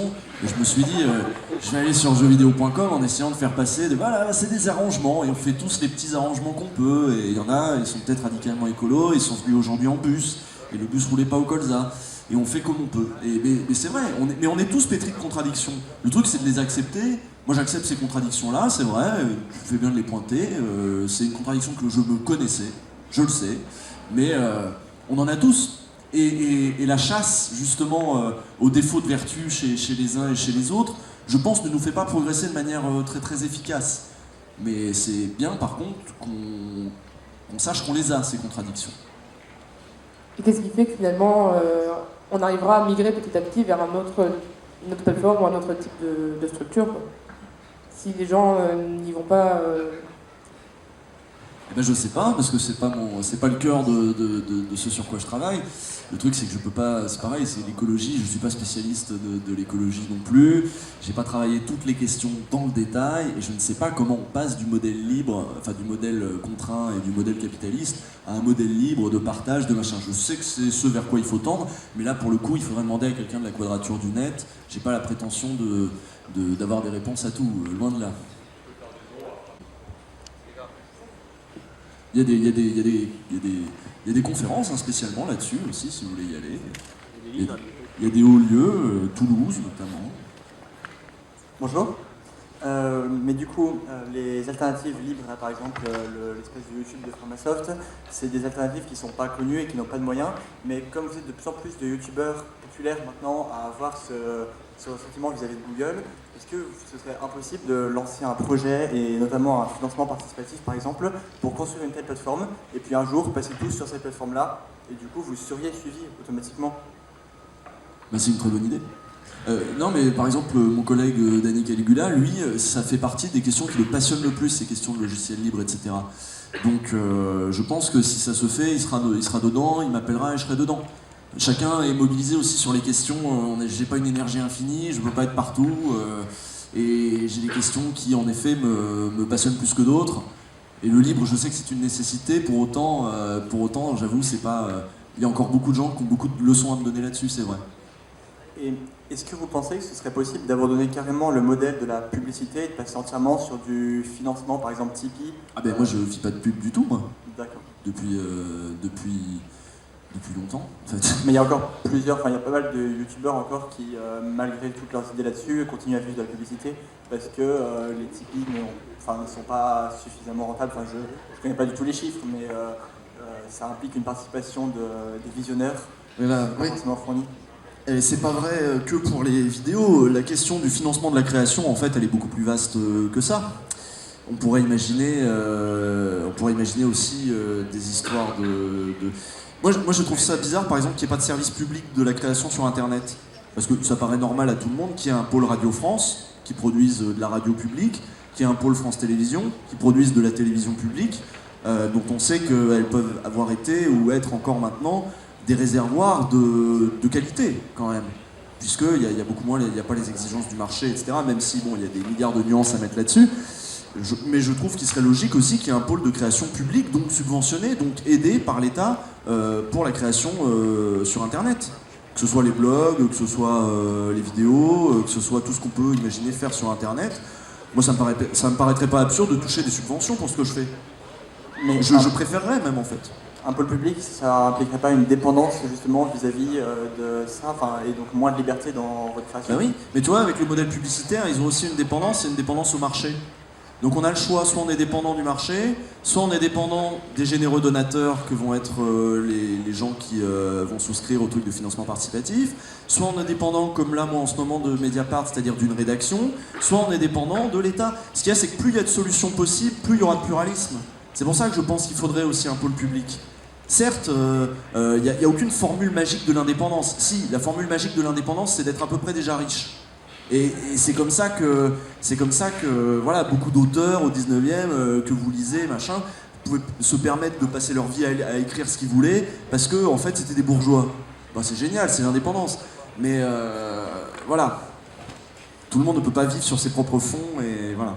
Sinon, il y a la mise en place d'un revenu inconditionnel dont on parlera à 18h. Exactement, ça permettrait ça aussi. Ça se vide, peut-être que vous faites chier. Hein. Ah, vous avez cours. En fait, pour revenir un peu à ce que tu avais dit sur les gens qui, entre guillemets, travailleraient pas pour faire sécession. Alors je trouve que l'idée, même si en soi elle est noble, ça condamne les gens à vivre dans une misère. Et comme on est dans un pays où il y a quand même pas mal de gens qui travaillent pas et qui voudraient travailler, finalement ça contribuerait peut-être juste à remplacer ceux qui travaillent pas mais qui veulent travailler, et que du coup ça donnerait un peu de l'essence aux gens qui disent que les gens qui sont au chômage ou qui n'ont pas de travail, c'est parce qu'ils veulent pas travailler, et même si ce serait pour des convictions politiques, c'est pas quelque chose que la majorité des gens comprendraient, et je peux tout à fait comprendre que on puisse dire j'ai pas envie de payer pour des gens qui n'ont l'air de rien faire, entre guillemets. Tu sais, même le capitalisme, dont on a l'impression qu'il paye le travail, repose sur le travail gratuit. Si on ne faisait pas tous, je sais pas, vos mères, par exemple, n'avaient pas passé autant de temps à vous cuisiner des plats, etc., et finalement à travailler gratuitement pour entretenir, vous qui allez devenir de la main-d'œuvre capitaliste, si le capital devait assumer tous les coûts de ce qu'il réclame, s'il n'y avait pas tout ce travail gratuit, toute cette masse de travail gratuit, le capitalisme ne fonctionnerait pas. Donc il va falloir qu'on ait aussi une grosse discussion sur qu'est-ce que c'est que le travail. Ça soulève plein de trucs. Hein. Est-ce que quand on n'est pas employé par une boîte, on ne peut pas travailler malgré tout? Mais là, du coup, je te renvoie il y a déjà plein de textes là-dessus. J'ai fait une vidéo sur le salaire à vie. Tu peux écouter aussi Baptiste Milondo qui, pour lui, faire de la belote, c'est travailler aussi, puisque tu entretiens le lien social et que ça a une utilité sociale. Voilà, on peut avoir une définition très très large du travail, mais il va falloir qu'on en reparle, parce que le vrai problème, c'est pas le travail, c'est le travail salarié en régime capitaliste, avec un marché du travail qui en plus oriente la production et gère l'investissement. Ce travail-là, en effet, pose problème, et il se trouve que c'est le travail le plus reconnu. Ils sont même arrivés à vous foutre dans la tête que les fonctionnaires ne travaillent pas vraiment, parce que c'est des fonctionnaires, donc ils créent rien. Là où ceux qui travaillent vraiment, les vrais héros, ce sont ceux dans les entreprises. Et alors les super héros, c'est les chefs d'entreprise. Bon, on a complètement souscrit à leur définition du travail, il va falloir la foutre par terre. Ouais. D'autres questions? Et juste, Baptiste Milondo, qui l'a évoqué, c'est celui qui vient justement tout à l'heure, sur la redéfinition, fallait que je le sorte. Oui, c'est vrai, j'aurais dû le faire. Oui, bonjour, ce serait pour revenir sur... tout à l'heure, on parlait un peu de changement de l'intérieur, quelqu'un qui pointait du doigt le fait que l'agronome embauché chez Coca-Cola, on pourrait essayer de faire des choses de l'intérieur. Il y a eu souvent cette discussion au sein de la gauche, le changement par les institutions ou à l'extérieur des institutions. Toi, tu avais l'air de plutôt assez dubitatif vis-à-vis du changement de l'intérieur. Et... est-ce que tu pourrais un peu revenir là-dessus? Et j'aimerais bien aussi mettre ça en parallèle avec ce qu'il disait tout à l'heure sur YouTube, sur est-ce qu'on continue à utiliser Google ou non, même par exemple pour faire passer le message de arrêter d'utiliser Google. Est-ce que ça peut pas justement être une solution de gangréner le truc de l'intérieur en construisant des alternatives à côté, tout en ne faisant pas le jeu de ces institutions ou des entreprises méchantes? Non, là t'as mixé plusieurs trucs là. On va dire que voilà, moi si je crois, je sais pas, je crois que pour subvertir les institutions, il faut déjà poser la question de leur légitimité. Donc à partir du moment où tu rentres dedans, tu acceptes un peu leur légitimité. Mais c'est ma position, ça n'engage que moi. Et en effet, il y a des positions intermédiaires, et en effet, comme ça a été souligné tout à l'heure, moi-même je suis dans des positions intermédiaires sur certains trucs. Dans mon utilisation de Google, donc de YouTube, ou quand, je sais pas, je suis embauché par Mediapart, ou jeuxvideo.com, peut-être plus manifestement, ça pose peut-être plus de problème. Voilà. Donc oui, c'est très ouvert. J'ai pas tellement de réponses finalement. Finalement, tu poses de nouvelles questions. Et moi-même, je suis d'accord, ce sont de bonnes questions. Voilà. Enfin, je peux en dire deux mots. En fait, ce qu'il évoque, c'est surtout l'histoire de la gauche en fait, qui s'est scindée en deux. Et il y a eu du coup tout ce qu'on connaît d'idéaux révolutionnaires qui s'est ancré dans le Parti communiste. Et il y a eu tout ce qu'on connaît d'idéaux réformistes, qui était du coup cette idée de changer les institutions par l'intérieur, qui s'est incarnée par le Parti socialiste. Et ce qui s'est avéré, en fait, c'est qu'au fur et à mesure de l'histoire, le côté réformiste a fini par se complaire, en fait, dans cette position et s'est transformé et finalement est passé de l'autre côté de la barrière, on va dire. Et en rentrant, par exemple, pour le PS en 81 au pouvoir, ils ont finalement pas changé les institutions, ils ont eu le pouvoir et ils étaient contents comme ça. Donc c'est comme ça qu'on a vu que finalement le côté réformiste connaissait des échecs. Enfin là, c'est un peu caricatural, mais ça s'est passé comme ça. Et le côté révolutionnaire à côté de ça, en gros, a disparu vu qu'il avait perdu de légitimité en se scindant avec le côté réformiste. Et du coup, j'ai perdu ce que je voulais dire. Ouais, voilà, la leçon de ça, qui est même toute l'histoire du 19e aussi, c'est que les deux sont intéressants. C'est intéressant d'avoir les socialistes, d'avoir des députés socialistes à l'Assemblée, même s'ils ne vont pas tout en attendre.